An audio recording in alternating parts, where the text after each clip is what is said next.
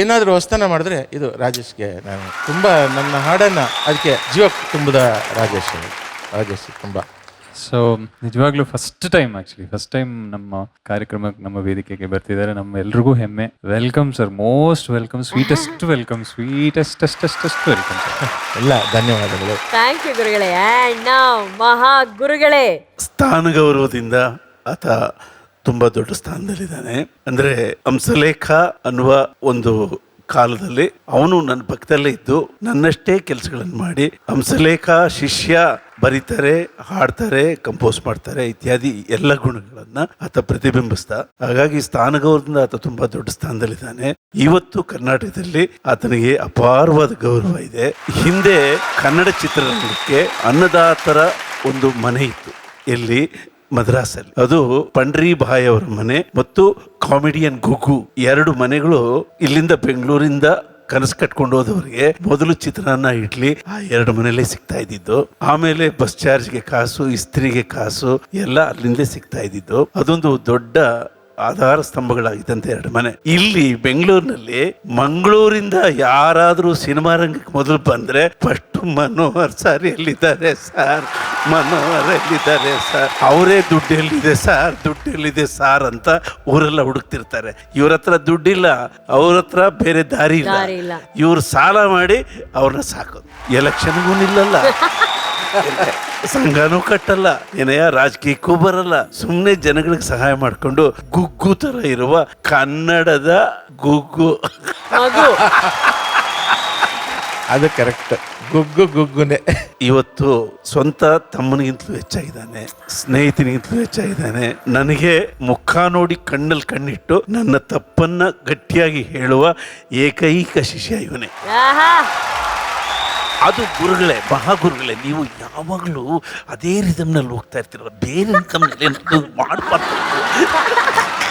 ಅದು ನೀವು ಮಾಡ್ತೀರಾ, ಎಲ್ಲ ಅರೇಂಜ್ಮೆಂಟ್ಸ್ ಎಲ್ಲ ಮಾಡ್ತೀರಾ, ಆದರೆ ಪಬ್ಲಿಕ್ಕಿಗೆ ಅರ್ಥ ಆಗುವ ಥರ ಮಾಡಬೇಕು. ನೀವು ಚೇಂಜ್ ಮಾಡಬೇಕೇನಾದರೂ. ಆಯ್ತು ಬಿಡಪ್ಪ, ಮಾಡ್ತೀನಿ ಬಿಡಪ್ಪ. ನನ್ನ ಮನೆಯಲ್ಲಿ ಕೂಡ ಯಾರು ನನಗೆ ಹೇಳಲ್ಲ ಆ ಥರ ಹೇಳುವ ಏಕೈಕ ಶಿಷ್ಯ, ಏಕೈಕ ಗೆಳೆಯ, ಏಕೈಕ ಹೃದಯವಂತ ನಮ್ಮ ಮನೋಹರ. ಮನಸ್ಸನ್ನು ಕದಿಯುವವನೇ ಮನೋಹರ. ಈಗ ನಿಮ್ಮ ಹಾಡುಗಳನ್ನ ಹಾಡೋದಕ್ಕೆ ನಮ್ಮ ಗಾಯಕರು ಕಾಯ್ತಾ ಇದ್ದಾರೆ ಮನೋಹರ್ ಸರ್. ಅದನ್ನ ನೀವು ಕೇಳಬೇಕು, ಒಂದಷ್ಟು ಅನುಭವಗಳನ್ನ ನಮ್ಮ ಜೊತೆ ಹಂಚ್ಕೋಬೇಕು. ದಯಮಾಡಿ ಕೂತ್ಕೊಂಡಿದ್ದನ್ನ ಎಂಜಾಯ್ ಮಾಡಬೇಕು sir. Thank you so much. Thank you Manohar sir ಅವರ ಈ ಹಾಡಿಗೆ ಮನೋಹರ್ ಸರ್ಗೆ ಫಸ್ಟ್ ಚಪ್ಪಾಳೆ. ಸೊ ಮನೋಹರ್ ಸರ್, ನಿಮ್ಮಿಂದಲೇ ಶುರು ಮಾಡ್ತೀನಿ. ಹೇಗಿತ್ತು ಈ ಹಾಡು? ಟೀಚರ್ಸ್ ಚಾಯ್ಸ್ ಚೆನ್ನಾಗಿತ್ತು ಸರ್. ಕರೆಕ್ಟ್ ಟೈಮಲ್ಲಿ ಮಹಾಗುರುಗಳೇ, ನಿಮ್ಮ ಒಂದು ಮಾತು ನೋಡಿ ಎಲ್ಲ ಮ್ಯೂಸಿಷಿಯನ್ಸ್ಗೆ ಎಷ್ಟು ಸಂತೋಷ ತಂದುಕೊಟ್ಟಿದೆ. ರಮ್ಯಾ, ತುಂಬ ಚೆನ್ನಾಗಿ ಹಾಡಿದ್ರಿ. ಆಮೇಲೆ MD ಪಲ್ಲವಿ ಅವರು ಈ ಹಾಡಿಗೆ ಎಷ್ಟು ನ್ಯಾಯ ಸಲ್ಲಿಸಿದ್ರು ಅಷ್ಟೇ ಚೆನ್ನಾಗಿ ನೀವು ನ್ಯಾಯ ಸಲ್ಲಿಸಿದ್ರಿ. ಸೂರ್ಯ ಅವರಿಗೆ ಮೊದಲು ನಾನು ಥ್ಯಾಂಕ್ಸ್ ಹೇಳಬೇಕು.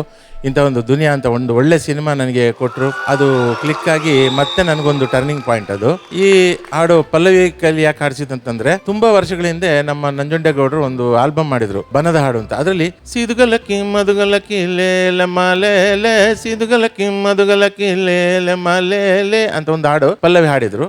ಈ ಹಾಡಿಗೂ ಧ್ವನಿ ಬೇರೆ ಬೇಕು ಅಂತ ಅಂದ್ಕೊಂಡು ಪಲ್ಲವಿಯವ್ರನ್ನ ಕರೆದು ಇದು ಈ ಥರ ಹಾಡಮ್ಮ ಅಂತಂದು ಇದಕ್ಕೆ ಆಕೆ ತುಂಬ ಚೆನ್ನಾಗಿ ಇದಕ್ಕೆ ಜೀವ ಕೊಟ್ಟರು.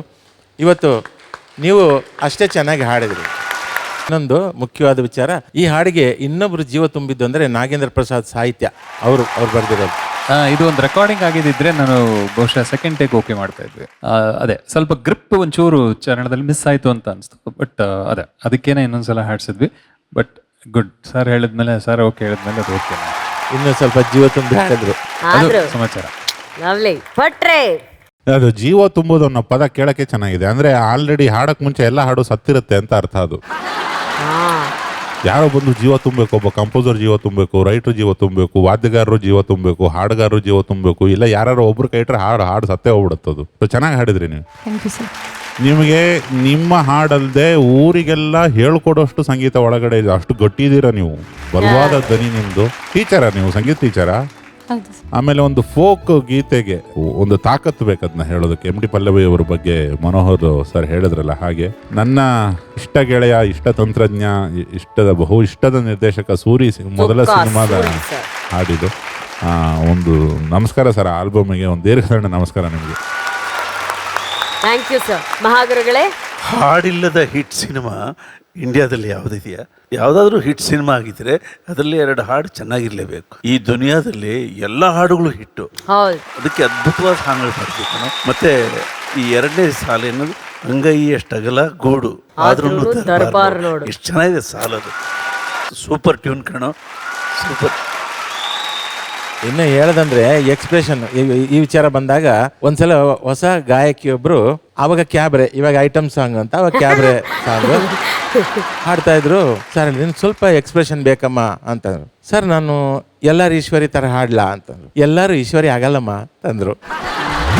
ಪಟ್ಟಂತ ಆ ಟೈಮಲ್ಲಿ ಆ ಥರ ಬೆಳಗಿಂದ ರಾತ್ರಿವರೆಗೂ ಪಂಚ್ಗಳು ನಾವು ಕೇಳಿ ಆ ಒಂದು ಅದಕ್ಕೆ ನಾನು ರೆಕಾರ್ಡಿಂಗಲ್ಲಿ ಅವ್ರ ರೆಕಾರ್ಡಿಂಗ್ ಮಿಸ್ ಮಾಡ್ತಿರ್ಲಿಲ್ಲ. ಅದೇ ನಮ್ಗೆ ಆ ಥರ ತುಂಬಾ ಇದೆ. ಮತ್ತೊಂದ್ಸಲ ಒಬ್ರು ಗಿಟಾರಿಸ್ಟ್, ಅವ್ರು ಸ್ವಲ್ಪ ಆಕ್ಸಿಡೆಂಟ್ ಆಗಿ ಸ್ವಲ್ಪ ಮೆಂಟಲ್ ಇದಾಗಿದ್ರು. ಬೆಳಿಗ್ಗೆ ಆದ್ರೆ ಅವ್ರಿಗೆ ಏನಂತಂದ್ರೆ, ಸಾರ್ ನೀನು ಗಿಟಾರ್ ನುಡಿಸ್ಬಾರ್ದು, ನುಡಿಸದೇ ಇದ್ದಕ್ಕೆ ನಿನ್ ಪೇಮೆಂಟ್ ಅಂತ. ಡೈಲಿ ಬರೋರು ಆ ಒಂದು ಅನುಕಂಪದ ಮೇಲೆ ಪೇಮೆಂಟ್ ಕೊಡ್ತಿದ್ರು, ನುಡಿಸ್ಬಾರ್ದು ಅಂತ. ಆದ್ರೆ ಆತನಿಗೆ ಏನಂದ್ರೆ ಅದು ತುಡಿತ.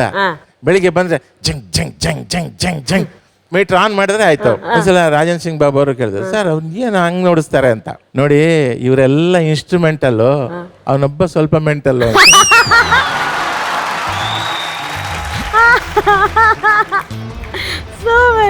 ಈ ತರ ಇನ್ನೂ ಇದೆ.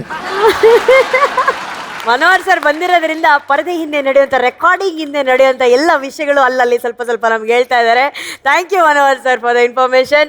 Ramya teacher, thank you so much ಬಂದು ಹಾಡಿದ್ದಕ್ಕೆ. Thank you.